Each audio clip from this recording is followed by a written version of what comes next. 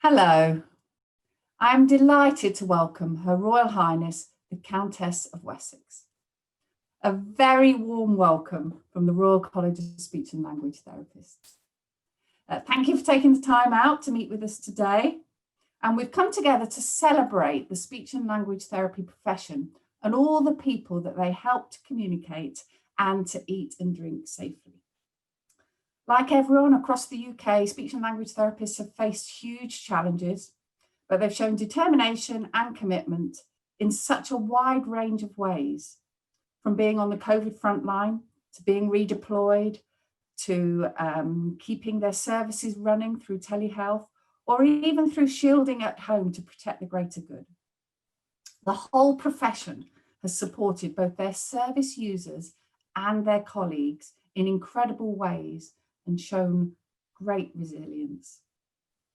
So today we are joined by an amazing group of SLTs, speech and language therapists, all of whom have gone above and beyond to serve the UK. Well, welcome everyone. And first of all, I'd like to introduce to you Sarah Wallace and Catherine Stewart, who have been working very closely with COVID patients. Sarah and Catherine, what has your experience been like, and what challenges have you had to overcome? Good morning. It's a real honour to meet you, Your Highness.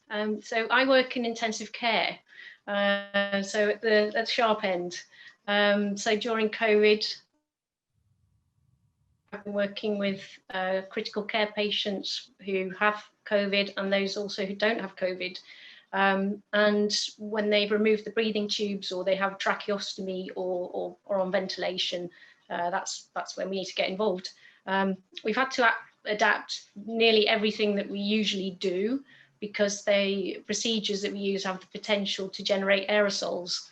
So we've had to be very careful. We've had to learn how to work wearing PPE, we're still in it, I suppose. We've still got new ICU patients coming in, and we're still also rehabilitating those who were ill early on in March and April, who are still having problems post-intensive care. I also work as a specialist advisor, so I've been working quite a lot with the RCSLT on guidelines to sort of support and protect members through this really tricky period where we've had to rethink everything. And I've been working closely with the Intensive Care Society to really raise our profile, because actually not every ICU has a speech and language therapist. And when patients wake up after sedation, they're incredibly frightened and have often lost their voice. So they can't communicate, and also they don't have their loved ones around them. So it's very distressing, and it's actually really vital that we are there to support their communication. So I've been trying to raise the profile, and I've also been working with Intensive Care Society on a rehabilitation framework, because we're aware that rehabilitation needs are long-term for some of these patients, and the resources weren't there. But this is a framework that's going to benefit all patients, actually. I've also been doing some research to try and understand COVID, because it's very frightening. We didn't understand the disease or what it would do. And I've worked with colleagues from around the world, actually, to put publications together and share that through webinars. So it's been really busy. It's been frightening, if I'm not ashamed to say, working with this disease and seeing what it can really do to people. So yeah, at times it's been quite a strain, but we've really pulled together, and I work with incredible colleagues here in Manchester and all around the country, and RCSLT have really led the way and really supported us massively. So, well, firstly, thank you for what you're doing. It's been quite a long journey, and it's amazing to think that we are already into October, and February, March seems almost like a distant dream away. But you've been working all the way through that time, supporting the patients that you have. How big a team are you in Manchester where you are? So I work in Wythenshawe Hospital, but we're part of a large trust of all the Manchester hospitals. In my team, we have 3 of us working in intensive care, but our speech therapy team numbers about. Yeah, it's not, yes, and of course, I mean, 15, but yeah, obviously you need particular skills to work in ICU. Yeah, absolutely. And those skills that you've already experienced, you've obviously had to adapt as you've been going, because you're dealing with slightly different routines and everything. And in fact, actually the strain of having to put PPE on to trust it, and also to trust the protocols and everything that you've been going through, adds additional burden to what you're doing. So, you know, don't underestimate the strain that you've been under. So, as I say, thank you for what you've been doing. I hope that, you know, in the coming months you aren't overwhelmed. I'm hoping that some of the processes that have been put in place from the first wave have stood you in good stead and will stand you in good stead for the coming months. We're going into, you know, autumn, winter now, so it's obviously a worry. But I'm sure for the patients that you have been looking after, they are deeply grateful. And, you know, for their families to know that they're being so well cared for must be an enormous comfort, but very difficult when you're working without the support, the additional support, which I think so often that family support that is absolutely crucial in maintaining people's momentum, whether it be just purely on a mental health basis, to try and support people, to make them feel that they are making progress, because the loss of speech and being understood can be very frightening. And of course, when it happens so very suddenly through COVID, must be just add to the whole thing. And if you don't have family around you to help you practice, to help you just feel brighter, and you know, when you've got busy staff looking after everybody, there's only so much time that you can spend with people. So, you know, you're dealing with a whole situation with one arm tied very firmly behind your back at the moment, I should think. My experience, I have been working in the Nightingale Hospital in Belfast, and my experiences were similar to Sarah's. Lots of challenges, because essentially the virus was completely unknown, and we didn't know everything about it, and we still don't. And we had to work within a lot of constraints, as Sarah had, PPE, and also we were unable to use our objective assessments, which we use so frequently, both in intensive care and outside of intensive care. But above all, what I would have experienced, I think, I would say would have been the camaraderie amongst the Nightingale staff in the hospital, because this was set up regionally. So we didn't know all the staff, we didn't know all the teams, so we had to get the teams together, and everyone worked really in a slick military-like operation.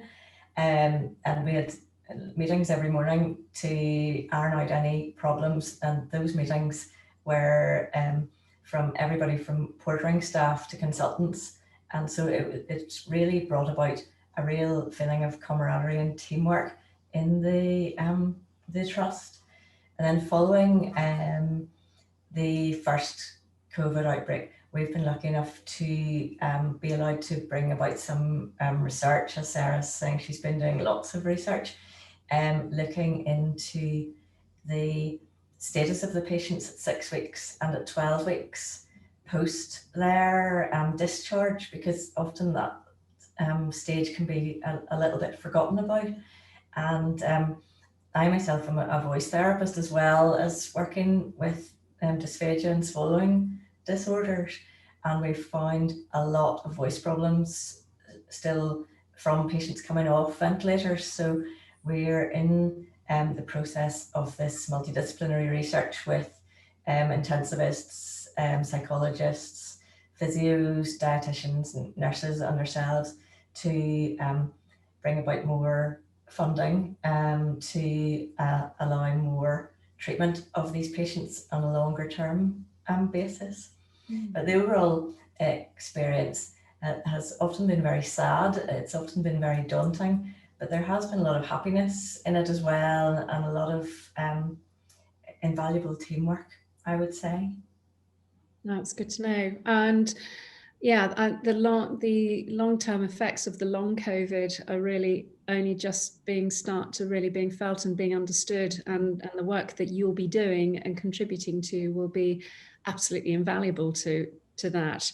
And certainly my engagements with other medical staff right the way across the country, certainly it's been really amazing to see this this cohesive effect that COVID has had, because it's requiring all disciplines to do their very best to make sure that not only are the COVID patients well cared for, but that the other patients that you will be seeing on an ongoing basis for all sorts of different conditions also have access to that same support. So when you refer to it as a sort of military operation, I mean, it's nothing short of that. And certainly our military colleagues have also been, medics have been playing a huge part in helping to organise that in certain hospitals and certain districts. But well done for what you've been doing. Not easy. The Nightingale hospitals are quite big. And as you say, you've got lots of different teams coming from different departments, all suddenly together. But hopefully the Nightingale hospitals are giving you a degree of confidence that the system can keep on going. You know, if the direction of travel at the moment increases in terms of numbers, that system is in place, that you can continue to care for your existing patients as well as the COVID patients in a really good way. Thank you. I think that's a really key point, the continuity, and that we need to be sort of continuing to care for all of our patients. And as a profession, we need to also be continuing to develop our pipeline of speech and language therapy students into newly qualified practitioners. So it gives me great pleasure to introduce to you Cara Beattie, James Smithson and Charlotte Thompson, who are all recent or current students and have been through a very challenging period graduating at this time. And I wanted to ask them really how they've managed to keep a positive mindset and continue on despite all the obstacles. So I had a particularly tricky time at the end of my degree there, just qualified in July, but I've worked as a domestic assistant for the NHS throughout the pandemic and also for the past 4 years. So I kind of was balancing a frontline job at the same time as finishing my studies. Our final placement got cancelled. It was just a weird, unsure time. But honestly, the camaraderie within the NHS is so encouraging and beautiful, and that teamwork really drove me onwards. And so did I had secured my job that I'm working in now back in March, so it really kept me going. I knew that it was at the end of the tunnel, but I just had to keep on trudging through. But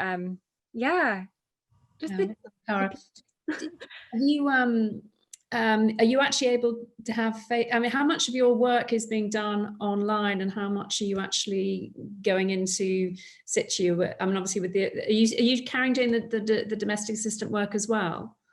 So it was actually my last day as a domestic yesterday, so that was quite nice. But at the minute, within my newly qualified therapist role, I'm working in special schools, and we are working face to face, albeit with a lot of PPE on. A lot of the kids aren't quite too happy about me wearing a mask. I've had some climbing me trying to get that off, but it's I'm really lucky to be seeing my patients face to face, and I'm loving that. So you draw a smiley face on the front of your mask.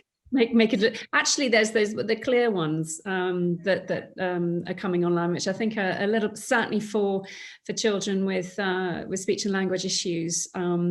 For your profession, I think is probably something that should be looked at, because if they can see your mouth, I mean, seeing the whole face is incredibly important to our ability to understand. You know, we communicate with our eyes, we communicate with our facial expressions, as well as our articulated speech.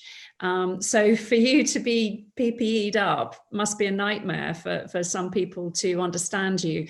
So certainly the clear, I don't know whether unfortunately the visors apparently aren't any good, but there's certainly, I've seen examples of some clear masks that look like they might actually be something that you could possibly adopt. Because it's really important that they understand, and is it not frightening and it's not intimidating in any way.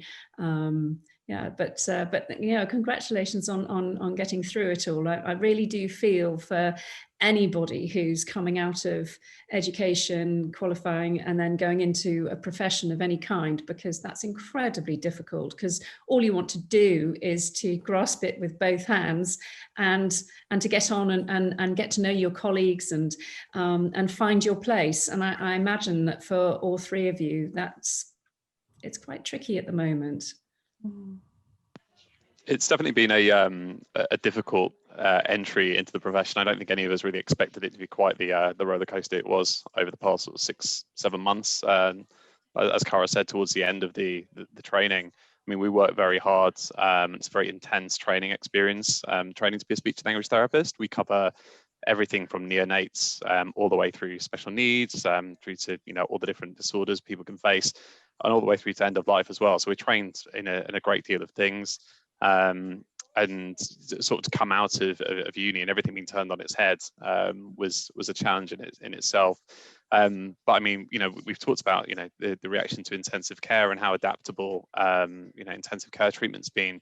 But I do think the industry, or the profession as a whole, and the NHS as a whole, and the education sector as a whole, has been fantastic in the way that it's adapted to the crisis. Even with things like online delivery of modules at university. Our exams got moved to online courseworks and virtual placements, or I'm actually in the online therapy suite here at my NQP role. And you might be able to hear in the background, there's physios, dietitians, speech therapists all working, and just the ability to adapt to be able to continue delivering that service has been fantastic. And we were really fortunate that employers went to online interviews, which was really useful when you couldn't leave your house. So yeah, that adaptability has been fantastic to really prepare us to hit the ground running. And yeah, I'm 6 weeks into my NQP role now here at the Norfolk and Norwich, and it's really encouraging and reassuring to see how well the profession's adapted to the challenge it's faced. And as you've mentioned before, the preparations are in place for what we might be seeing over winter and into the future. Yeah, well done. And, you know, honestly, I really think if you can manage to deal with this as it is right now, that you really, as hard as it is, it will be standing you in incredibly good stead for whatever challenges lie ahead throughout the rest of your careers. I mean, you're proving right now that you are incredibly adaptable. I mean, I'm sure you're far more up to speed with all of the IT than anybody else on this call. So you're streets ahead of the rest of us already, but it still has required a shift in mindset, in accepting that we can't necessarily control what's happening in our lives right now. So we have to try and remain positive and try and remain upbeat, which is hard when you're trying to go through exams, not quite sure what's going to happen, not quite sure what's going to happen with your job situations and everything. But I'm really delighted that so far everything seems to be working out really well for you. So good luck with everything. Thank you. What about you, Shel? Thank you. Hello. Yeah, it's been quite a year. I have a little bit of an unusual experience really, because I'm a part-time student because I have chronic illnesses. So I'm just going into my third year, my final year. And I really it's been so difficult for everyone. And it's not what any of us expected this year. But for me, it's kind of been quite nice really, because now everyone's online and doing it remotely. So it's really kind of normalized the kind of working remotely and doing all online. So yeah, it's been really kind of difficult, and the lectures have been amazing, and everyone's just kind of had to carry on, I guess. And so it's really kind of I'm optimistic to see what we can do with the Royal College to help to kind of increase diversity and inclusion within the profession. And I'm really hoping that everyone's experiences will be really kind of supporting of that. So yeah, it's going to be exciting, I think. And the encouragement and the enthusiasm that we all share in the community is just like lovely, and that's what helps to keep things positive, I think, when it gets tricky.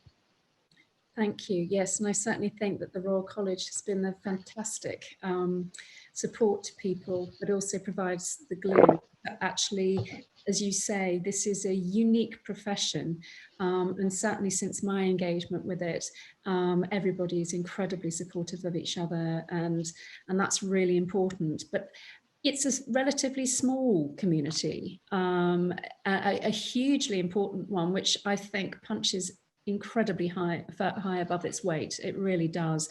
But saying that, I think it has the opportunity to be as diverse and inclusive as possible, because we can all talk to each other, and therefore we know where the gaps are. We really need to be looking towards actually including so many more people. There are many people out there that have got so much to offer.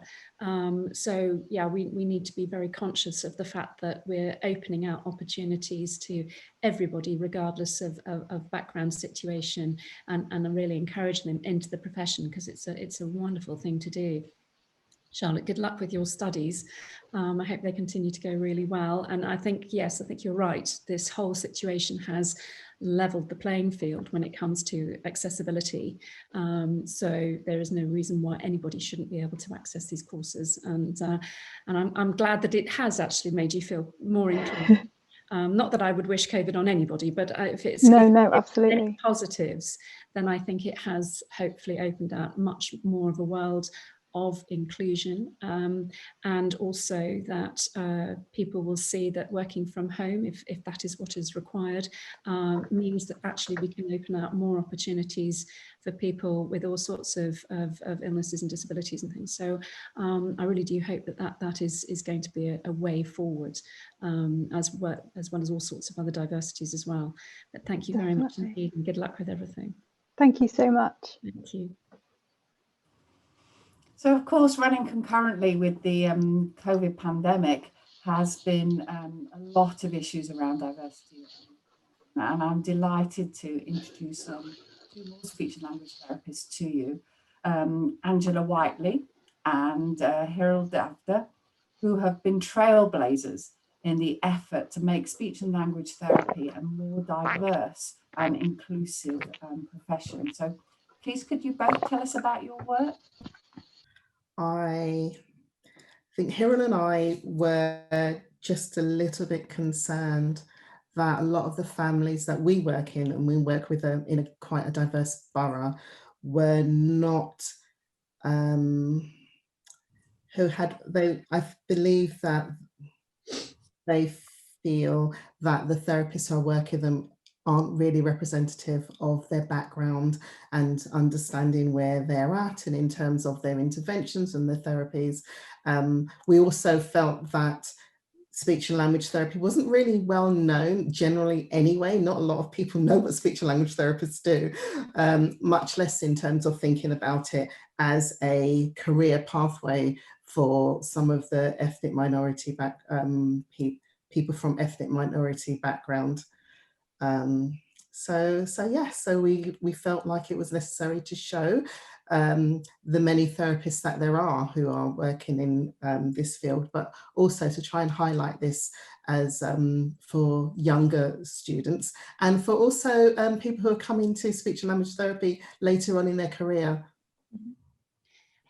I think you're absolutely right. I think I suppose you don't really come across speech and language therapists unless you need one. And although there's quite a lot of people that do need support, They might be children when they access it, so they access it through their schools. They may be older, but they maybe have certain conditions. So actually the sort of the middle range of the population, the working age of population doesn't necessarily, is less aware of it than I think they should be. And certainly having people that understand someone's background and ethnicity is terribly important when you are going to be doing something so very personal as well. So I mean, you look at all of our medical services, and I would hazard to say that actually we're quite well represented as to diversity right the way across the board, but it does seem to be that we don't have enough in the speech and language therapists department. So we need to do a lot more to encourage more people to come in and see it as a really fantastic profession, because that's what indeed it is. And I hope that you would agree with me that it really is a great profession. So yeah, we do need to do more to try and encourage. Do you think it's just purely the lack of awareness of the profession that prevents people from thinking that they can come into it? Why do you think that is, that we don't have as many diverse population of therapists that we should? I think it's a really interesting question, actually, and there's probably several reasons as to why we're not getting enough therapists of colour coming into the profession. But I think that a lot of it is around the narrative, and if actually when you're having your speech and language therapy sessions as a child, you're not seeing a therapist that represents you or that you may connect with, you're not going to necessarily think about that as a career. It's not going to, if you're not going to speak to a therapist along your journey who represents you, then that's not even looking like an option. And so it's almost like going full circle and saying, actually, if we can encourage more therapists of colour into the profession through the discussions that we're having, using social media, which is probably our most popular way of kind of sharing stories and sharing the voices of therapists of colour. Hopefully, actually, that's a good way to connect with more diverse populations, and also trying to look at the value that therapists of colour bring, and actually looking at how does that enhance therapeutic relationships, and how does it empower parents when actually they can have a conversation with a therapist without sort of justifying why they don't play with their child or why they have a particular relationship, because that therapist just inherently understands. That's actually really empowering. And so I think probably several reasons why, but certainly I feel that if we can actually from the very beginning, when that interaction with a therapist is happening, it's with someone that actually can kind of represent you, then is that a way that then full circle goes around to maybe thinking, oh, I could be a speech therapist too. Yeah, I think that's probably one of the main things that we're trying to do through the platform. I think what you've just said about doing the full circle is absolutely true. You need that pull through. You need role models. If you don't see that there is something that's a future for you, then you're not going to go for it. I do a lot of work in trying to encourage more equality in the workplace. We need more females when it comes into engineering, for instance.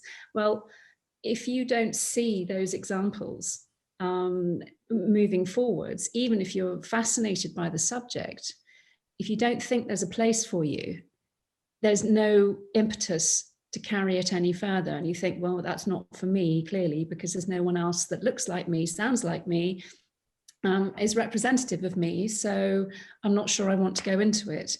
So yes, we need examples like yourselves to be highlighted, to show that actually this is a great career, and actually that you have got a wonderful part to play, and yeah, we need to do a lot more to be able to make sure that happens. So I think it's a really good positive thing to be doing.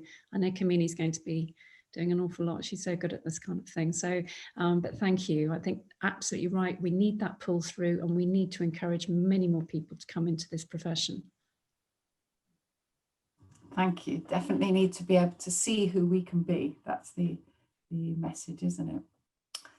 Okay, so moving on, I'd now like to introduce to you 3 more people. So we've got Rachel Radford, we've got Rafia Madat and Rebecca Davis. And they've all been working with the Royal College and been instrumental in helping us to look at how we can deliver telehealth. And of course, that's been a real game changer since COVID. And so could you 3 tell us really how services across the country have changed and adapted to deliver services through telehealth? Yeah, so my name is Rachel. I work in Rotherham with patients with voice disorders and head and neck cancer. And before COVID, we'd been piloting a project to deliver therapy remotely using video consultations. So that was happening throughout 2019. And who knew that all those skills were going to be even more relevant than we ever imagined. So we started a pilot. I got some research funding back in September to evaluate the patient experience of having voice therapy remotely, and was collecting that data. We were running our services, and then a pandemic hit, and within weeks we're a bit inundated with people asking for help to set up services very quickly, which we were just fortunate that we had it all set up and ready to go, and then to be in a position to be able to input into the telehealth guidance for the profession was a real privilege. And I don't think we knew how much we knew at that point. I was waiting for some expert to come out of the woods, and it turned out it was just us. But I kept doing my research all the way through, and I hope that will contribute to the evidence base, and felt in a good position to bring what I knew of the evidence base so far to our profession and deliver that through webinars. I think I have found that through delivering therapy remotely, I feel we already knew that patients really liked having therapy that way from the research that we've done so far.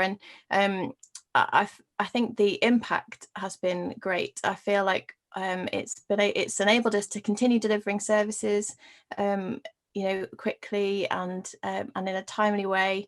And I think for those patients, we have a lot of patients, particularly within head and neck cancer, who were shielding at home, and we could continue to see them through video consultations. On a personal level, I had a daughter who was shielding, so for me to be able to deliver remote therapy and not have to be on the hospital site all the time was a big bonus. And I think for those of us who maybe were shielding at home, to be able to connect with our colleagues remotely as well and to feel supported was a really big deal for us. And I think to be able to contribute through webinars to let everybody know that Zoom fatigue is real, that we need to look after ourselves, and I feel that we've been able to keep services going to patients who need them. And as a result, personally in our service, we haven't ended up with a massive backlog of routine patients. We've been able to see people remotely who are coming through with voice disorders, who've had COVID. I've seen patients who got COVID and then were managing it at home and could continue to deliver therapy that way.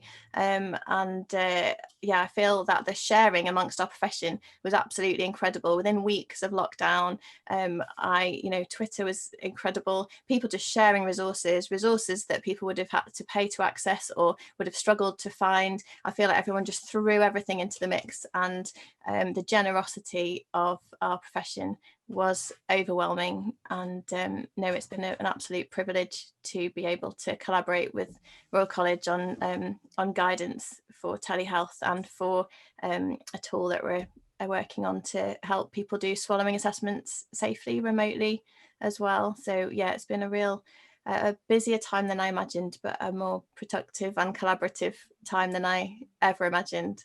A small research project has suddenly become much more important, I think. I'm sure. Thank you so much. It sounds like you were pretty much ahead of the game then before it actually happened. Yes, I think we didn't realise how ahead of the game we were, and I think that was really I mean, back in 2017, we had an idea to develop an app to support patients with voice disorders between therapy sessions, and won an innovation award and got some backing with our trust. And then that sort of led to looking at video consultations and the use of technology. So yeah, I think we were in the right place at the right time. That's fantastic. And the continuity that you've been able to provide through being able to go online, and also I'm hazarding a guess, but has it actually saved some therapists quite a lot of time? Because obviously sometimes you're going to be seeing patients in the same place, but sometimes you might have to travel. So is it actually saving time as well? So you're finding that actually you're being quite efficient? I think Rebecca, do you want to answer this? Yeah, actually, weirdly, initially there was a consensus that it was taking us more time to do things because it was a very new way of doing things.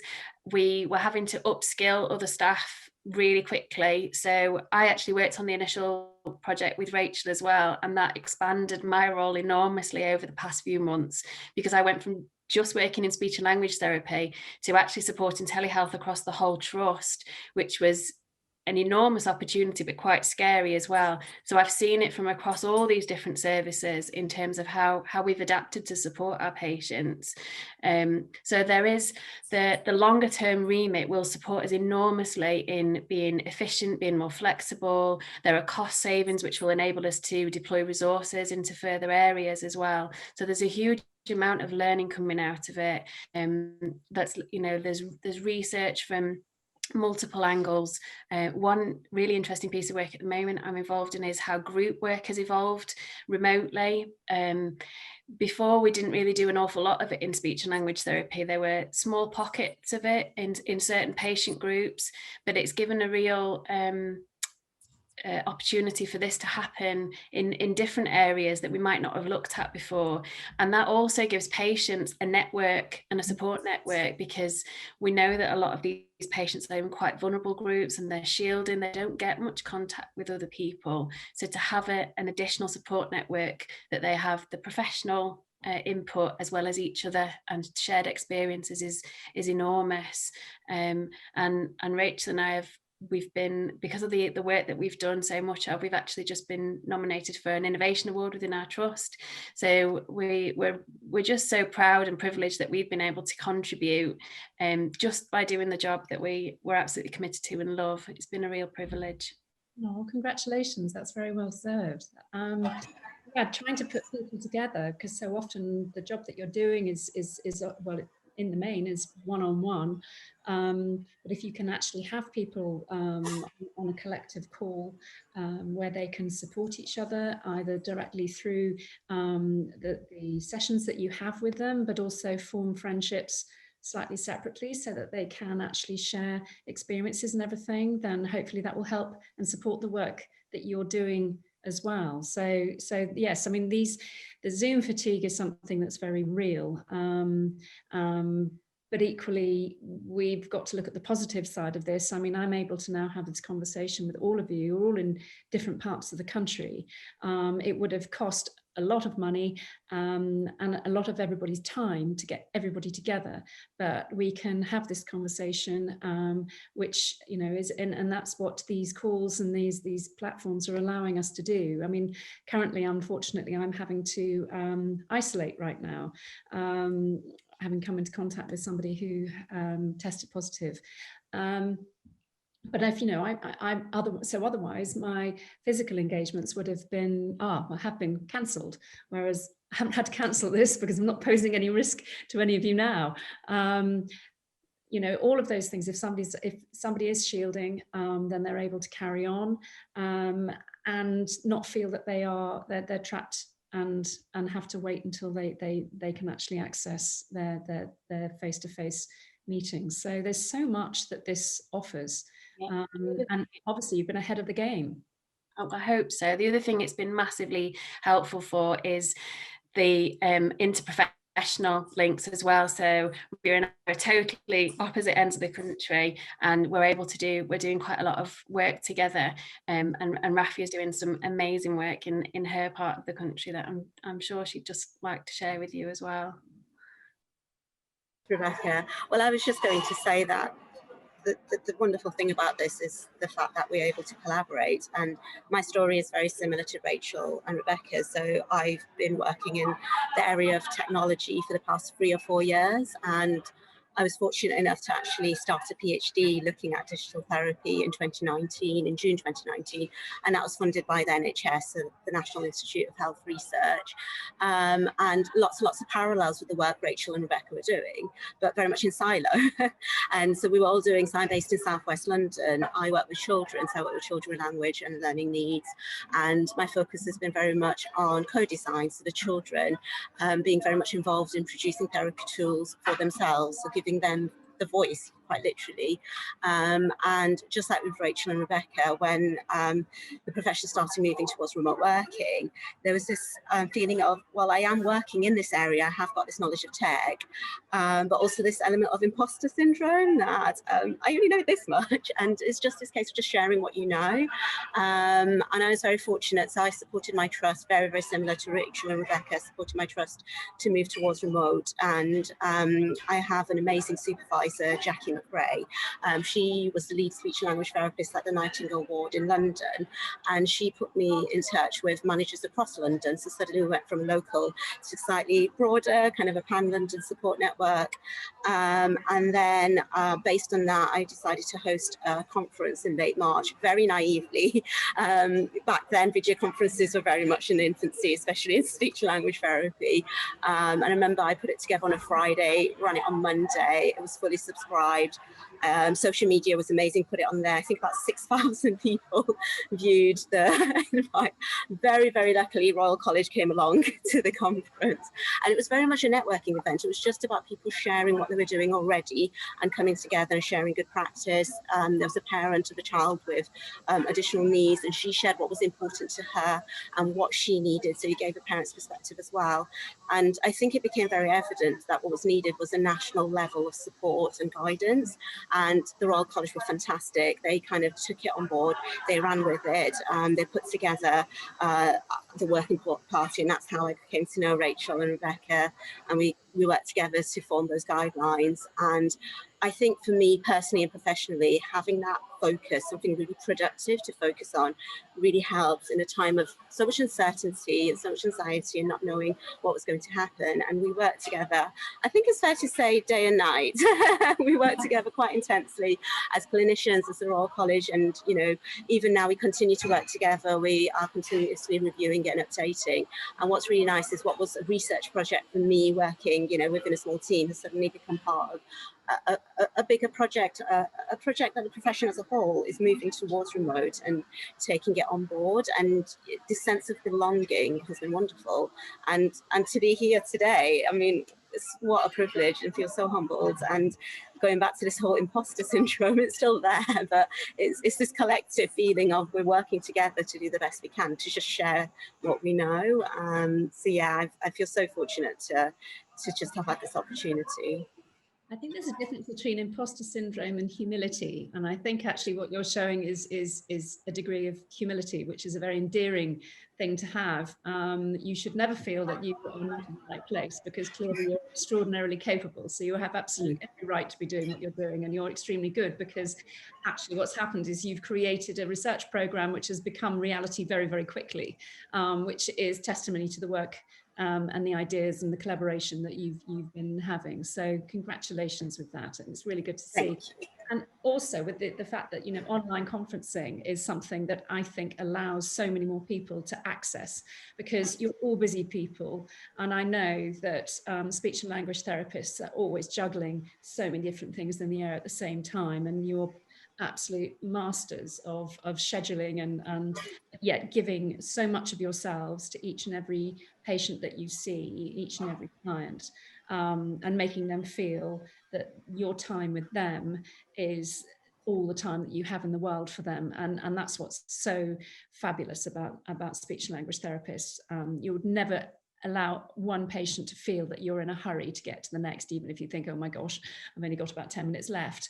That therefore fitting in things like conferences is quite tricky. So actually, if you're able to access a conference without having to travel, which requires expense and time commitment, but you're able to now have, and for those people that can be there, then great, but actually you've got a platform for people to be able to dial in who can't actually afford the time to be able to get there, not because they don't want to be there, but because literally they've got so much on. And then also having the opportunity to record it, so even if you weren't able to access it live, you can then look back at it in your leisure and still access that learning and that sense of community. So I'm sure there's going to be many, many more opportunities for all of the whole of the profession to get together and to support each other even more in the future. And I'm thinking, also with the learning tools that you've got, to be able to have, your own faces on screen talking directly to your patients, but also to have other digital learning tools in another part of the screen that you're referring to at the same time. I mean, there's a whole world of opportunity that this technology allows for you to be able to start experimenting with. So I have no doubt that you're going to be doing many more research programs, coming up with amazingly creative tools that are only going to assist what you do even more. So thank you so much indeed. Thank you. I think we'll all agree that you are all leaders, and we've been hearing your leadership journeys, which moves us on to Pauline Downey, who has a broader leadership role and has been setting direction and keeping speech and language therapists motivated in her team throughout this time.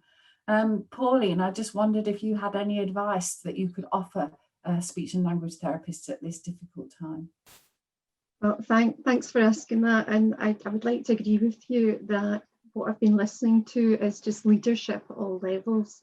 I think just because you have the word lead in your job title, I'm the professional lead for speech and language therapy in the health board area in Scotland, in NHS Lanarkshire, and also just now I found myself the chair of the Scottish Managers and Leaders Network and the trustee for Scotland. And so all of these roles just mean that gives me more opportunity to actually find and develop and encourage and recognise leadership in other people, I think, because you soon realise that really your job as a leader is actually to listen to people and so that you understand them, so you've got a shared understanding of the challenges that we all have. And COVID has been really one of the biggest challenges of our lives and of our careers, I'm sure. Found ourselves in a very difficult position, as I'm sure a lot of you did, of making difficult decisions about what services could be paused as they were considered more routine and what services were critical. And also we were asked by our board if we could support the wider workforce, so a lot of our staff were mobilised. And so people found themselves doing very different things, different jobs, having to learn new jobs, having to work in different ways like remote and telehealth, having to work with PPE, working in ways they never had before. So I pretty soon realised that my main focus had to be on staff wellbeing and care and compassion. And we were very, very much supported by our whole board and our spiritual care and staff wellbeing. Some of our staff were actually deployed into those roles and they were fantastic at that. And so as the course of the pandemic has gone on, I think my staff, and along with a lot of speech and language therapists and supported by RCSLT, have shown incredible talents, not just from their core speech and language therapy roles, but they've brought in their whole selves and their whole beings, and they have worked in ways they've never have before. And a lot of people have said they've supported one another. We ran some staff events last week, staff learning and engagement events. We usually have hired like a big hall, have everyone come together, but we used MS Teams and we had small teams of 10. We ran it the whole week. The main things that came out of that was the learning and the understanding that we got of people that had done different roles during the pandemic and still are, but also the support and the feeling that we were all in it together. And that support, I think, is what's going to see us through. I think what the RCSLT have done this year with the hashtag SLT appreciation has actually recognised that everybody has played their part. And it really moves me when I read what's happening in Twitter, and I've really, really enjoyed listening to all of you today and the amazing things that you've done. Thank you. I think it's very true to say that speech and language therapists are a particular breed, very caring and very empathetic. So I'm not surprised at all that you said, Pauline, that they stepped up and have had to perform all sorts of different roles, because that's exactly the people that speech and language therapists are, eminently adaptable to all sorts of situations, and very empathetic as well. So as patron of the Royal College, I'm incredibly proud of all of the speech and language therapists for the part that all of you have played in supporting all of your colleagues right the way across all departments. So thank you very much for everything that you've been doing. And Pauline, thank you for the support that you've been offering all of your colleagues.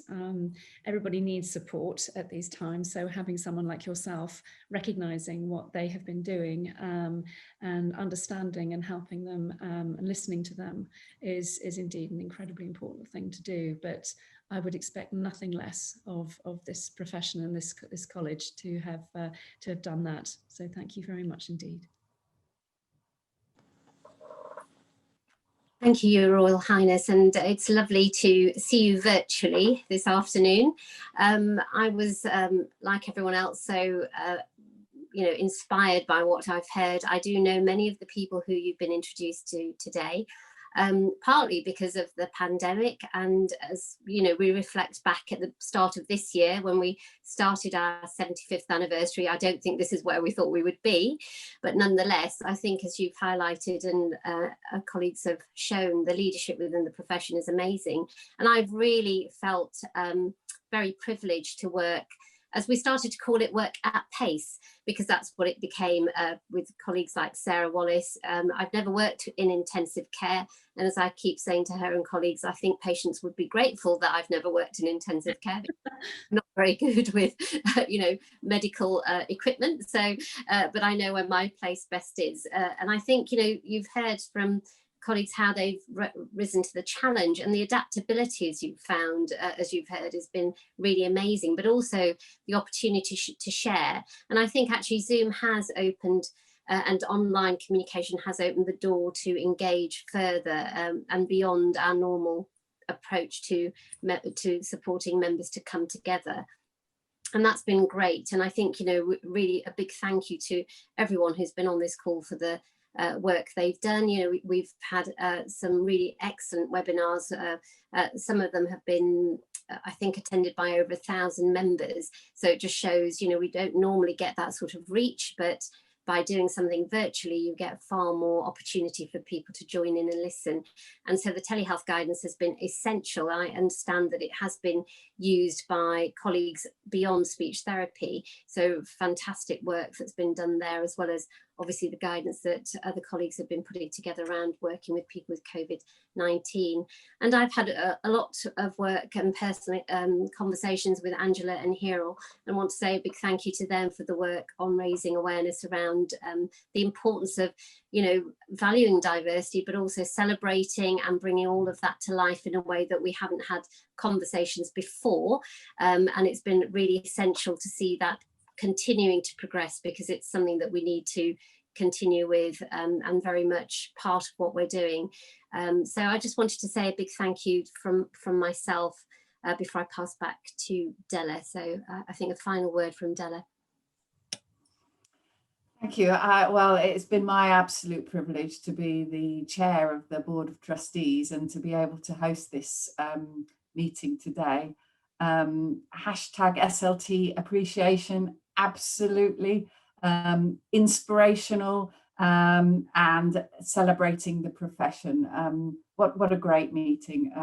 I have met a couple of you before, but my paths haven't crossed with many of you, so it's been really great to hear all your stories. And of course, Your Royal Highness, thank you so much for joining us today. We really do appreciate that you've taken the time out and to hear our stories and to celebrate together with us. So thank you, everybody, and goodbye and very best wishes. Thank you. Thank you so much. Bye bye, everybody.